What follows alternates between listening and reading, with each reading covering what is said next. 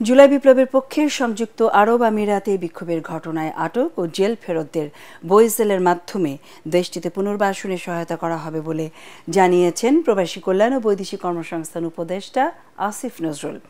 দুপুরে প্রবাসী কল্যাণ মন্ত্রণালয়ে দুবাই ফেরত 186 জনকে অর্থ সহায়তা প্রদান অনুষ্ঠানে তিনি একথা বলেন।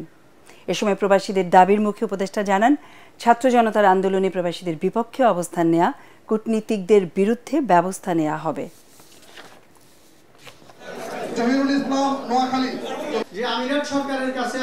আজকে জাস্ট একটা প্রসেস শুরু করলাম 50,000 টাকা করে সবাইকে দেওয়া।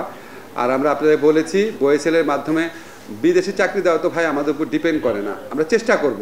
আপনাদের ডাটাবেস হচ্ছে বিদেশে যেই জায়গায় বইসেলের মাধ্যমে আমরা যেটা পাঠাই, যেটা সরকারিভাবে পাঠাই, সেখানে আপনাদেরকে আমরা সর্বাধিক অগ্রাধিকার দিব।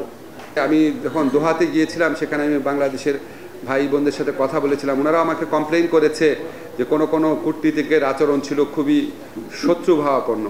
আপনাদের এই বিপদের সময় যদি কেউ আপনাদেরকে সাহায্য এবং সেবা দেওয়ার পরিবর্তে যদি কেউ শত্রুতামূলক আচরণ করে থাকে, শুধু তার চাকরির ক্ষেত্রে না, তার আসলে বিচার হওয়া উচিত।